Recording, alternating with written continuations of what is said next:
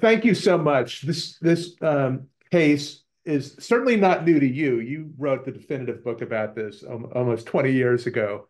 But I think Yeah, over 20 years now. for most audiences, it's really surprising to hear about this history. Um, there's so much to say about it, but I guess could you start by telling us how you came to get engrossed enough in this case to do the book, The Kidnapping of Edgar Mortera, that you did in 1996? Well, partly I had done various historical research in Bologna on other projects having nothing to do with Jews in Bologna. And I was surprised, having spent actually years in Bologna working in 19th century and 20th century history, that someone told me about this case of this Jewish boy who had been taken by the Inquisition in the mid-19th century. I was a little surprised that I'd spent time in Bologna and never heard about it. I asked various professors of history at University of Bologna about it, and they knew nothing about it. Which the more I learned about it, surprised me even more, because back in the 1858, it was a huge international scandal. And so I began in my spare time, because at the time it wasn't really the subject of my main expertise, to spend my evenings, weekends working on it. I discovered 700 pages of the transcript of the trial of the inquisitor who was arrested for the kidnapping of Edgardo Mortara when Rome the Papal States got overthrown a year after the events, and he was arrested.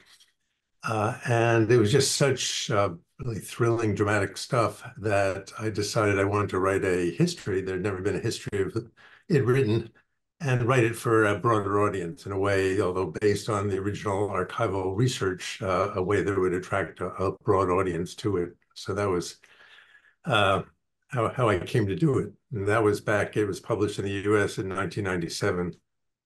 Yeah, and I guess it's attracted interest from so many different kinds of artists. I guess there was a point when Spielberg was going to make a film. The playwright Alfred Uhry did a play. There's a story by Joyce Carol Oates that was just published.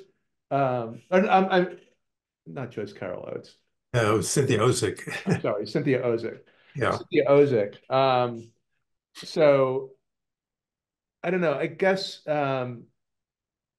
first to jump back a bit about what's so fascinating dramatically about this is the power that the Pope had and the Catholic Church. And it's recent history, but um, it was surprising to know that Italy was not the Italy that we know now. So I guess we start by talking about like how the country was organized back then that allowed this situation. Yeah, people often think of Italy as some ancient country, but of course it was only founded in really 1861. The Kingdom of Italy was proclaimed, and even then it didn't have Rome as part of it, or Venice for that matter. Yeah. Um, and Rome was only added in 1870 when it was conquered from the Pope. So the Italian peninsula had been divided for centuries into a patchwork of duchies and kingdoms, but right running through the center of the country, or the peninsula rather, was where the Papal States ruled for 1,000 years by the Pope King, the Pope who was also the civil ruler. And Bologna, which is where the events take place, or where the Mortara family lived, was the second largest city after Rome in the Papal States. And so ruled by a cardinal who was a delegate of the Pope, his power in Bologna. So this was a setting. The other thing people find surprising related to Yeah. that is that there was still an Inquisition in the mid-19th century. People think of the Inquisition as the Spanish Inquisition from the 15th century and so on. But no, the Inquisition was still very much a force in the 19th century, especially in the Papal States, where the church had police powers to enforce the decisions of the Inquisition, as they did in the case of the Jewish boy, Edgardo Mortara.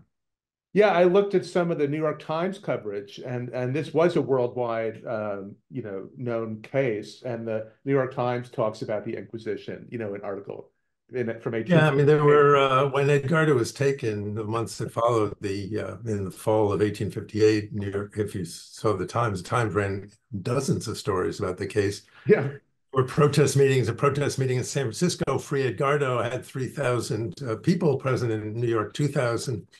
And in Europe, it had a big effect as well. In fact, even more importantly, in France. So this was a case that had worldwide reverberations, both for civil powers, but also, of course, for the worldwide Jewish community. And the case was a kind of tipping point because I guess the Pope's power and the church's power was shaky at the time. I mean, there was a real transformation as a result. Yeah, this was a period. So the Mortara cases dates from June of 1858. Yeah. But these were years in 1848. There were revolutions throughout Europe, and one of them overthrew the Papal States. The Pope went off, in disguise, fled from Rome, went down to the Kingdom of Naples, and from exile called on the armies of Catholic Europe to restore him to power. And the French army did that the following year. But it was only by having the French troops patrol the streets of Rome that the Pope could remain in power in Rome. And so that's the setting in which the Mortara case unfolds. And so one of its major impacts was that the French Emperor, Napoleon III, he was not happy at all with the Pope. When he heard about this Jewish child being taken on the grounds he'd been secretly baptized, and so he sent his ambassador to the Holy See to basically give an ultimatum to the Pope. You better return this Jewish kid to his family. This is the 19th century, not medieval times. Yeah. We're seen as responsible for your continued government, and this just won't do. And when the Pope refused to return Edgardo to his family, it was only a few months later that the king, the emperor, the French emperor, met with Count Cavour, the prime minister of the portion of Italy that would be the center of the unification of Italy, the Savoyard Kingdom of the Northwest. They met and they arranged to basically, among other things, have the northern parts, or the major parts of the Papal States, including Bologna, removed from papal power. So this is part of the larger political impact the Mortara case had, or certainly had an effect on. I want to ask about a few of the facts of the case because your book is a history book, but it also reads like a thriller. And I guess one question that it seems like it was a bit of an open question, was whether an actual baptism took place. So I don't know if you have an opinion about that. Like, was this young, I guess 2-year-old actually baptized? Well, this is one of the things my book, I think, brings up really for the first time, as far as I know, which is there really is a question whether the Anna Morisi, the servant girl, the domestic, actually baptized him. The story she told was that years earlier, because this comes to light in 1858, but the baptism presumably took place several years earlier when the child, he's now 6, but when the child was just 12 months old.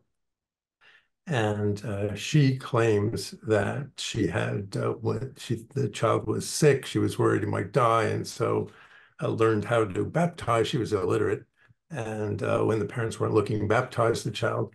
But it turns out, who was the inquisitor? It turns out the inquisitor, this is something I discovered, was the Dominican, as usually the inquisitor's word, part of the Dominican order. And he in Bologna was also the person in charge of giving dowries to needy, deserving, impoverished Catholic girls. In fact, the reason Anna Morisi and many others like her came down from the hills, the impoverished hills surrounding Bologna in these years, to take on jobs as servants in households, was that they needed to earn money for their dowries so they can go back home and get married. And yet she was having a bad time of it. She'd gotten pregnant a couple of times. She had been accused of stealing. She was not high on either on the list of deserving girls from a church point of view, you wouldn't have thought, nor had she made much money because of all her problems. So one can easily imagine searching for some way to show that she stood out for her Catholic virtue. This could be the one thing she could kind of invent to try to endear herself to the inquisitor. But I was able to find no evidence that actually was the case. So it was just a hypothesis. And we really don't know. Another thing that was interesting, and I did just a little bit of reading, nothing close to incredible research you did, but I guess at the time, Jewish families would sometimes hire. Is it true that they would hire Christian servants because they could work, they could work on Saturdays, for example? So there's and I guess later in his life, Mortera said that his parents were like should not have been able to hire Christian. Right. It had long been, ever since the Jews in the Papal States were ghettoized in the 16th century, one of the conditions was they were not allowed to hire Catholic domestic help. Hmm.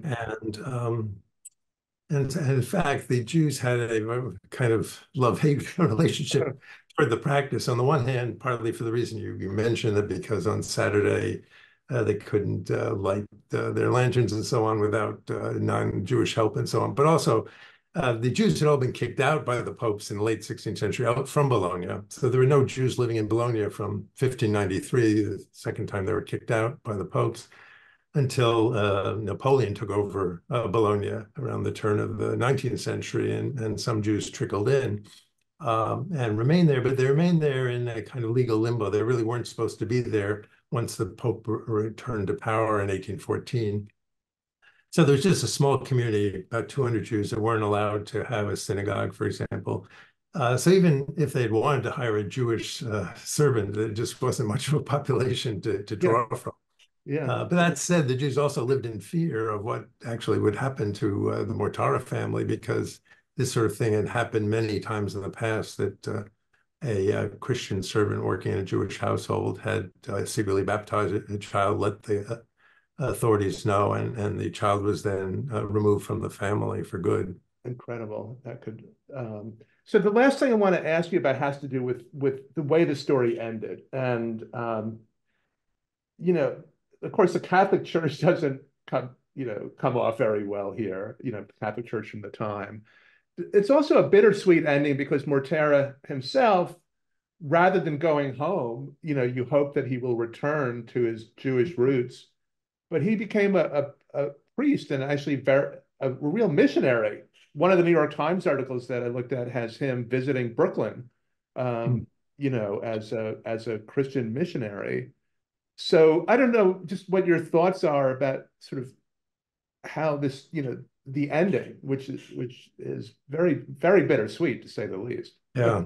Well, it's funny you mentioned Brooklyn, because one of the documents I found, I can't recall if I found it before I wrote the book or not, but was a letter written by the Archbishop of New York in the 1890s to the Department of the Vatican in charge of the American Church. And he had just had a visit from the priest Edgardo Mortara, who, of course, had changed his name to take the name of the Pope, Pius Mortara. And he said, this person, priest Mortara, has come. He came to see me. He wanted to establish a mission in New York for the large Italian immigrant population. It's late 19th century. And I said, no, and I'm afraid that you're going to hear, the reason I'm writing is I'm afraid his backers are going to tell you a story to make me look bad, but this is the reason. The reason is, yes, we have a large number of recent Italian immigrants to New York, but we also have a large number of Jewish immigrants to New York. And so far, we're able to get along quite amicably, the one with the other. The last thing we need is for the Jews to be reminded of this painful case through the presence of the priest Mortara. And so I told him no. Oh, fascinating. Yeah, I mean, this is one reason I think the case was largely forgotten, that it proved embarrassing both from a Jewish point of view and from a Catholic point of view, for obviously different reasons. From the Jewish point of view, he had been held up when he was taken as this Jewish martyr child, and hence all these protest meetings about returning him, and the stories about how he's crying for his parents and so forth, and promised his parents that he said the Shema, the Jewish prayer of faith, every day, and so on. Then what happens is when finally Rome is freed, he's now 19 years old, however, and been in the church all those years from age 6. He wants to become a priest, and escapes when his family comes looking for him once Rome is freed in 1870. So now the story is more complicated, more embarrassing, so best forgotten, perhaps. Yeah, but such an amazing piece of history. So, thanks for all the work you've done on this case. I'm sure some people are going to want to go out and read your book now to learn more about the case. Yes, I hope so. I mean, you know, you mentioned Steven Spielberg and and Alfred Uhry wrote a play based on my book, and actually an opera was also performed in New York based on my book. Hmm. On the book, the Steven Spielberg bought the rights to make a film, got Mark Rylance to play Ah, the Pope, who'd be terrific, and yeah. Tony Kushner wrote a marvelous screenplay, Oh, wow. but it still hasn't actually been made. Meanwhile, this film by the Italian director Marco Bellocchio has been made. Yeah. Uh, and Bellocchio knew my book was, the rights were owned by Spielberg, so he made a point in announcing his project that he wouldn't be based on my book, it'd be based on his own research. And hence, we have the film that's being shown now in the US that came out a year ago Right. in Europe. Right, exactly. Which is what well, the people seeing this will have just seen. But thanks so much for taking the time. I mean, we could talk for hours about this case. It's so amazing. But thank you for this. Welcome. My pleasure. Okay, thanks.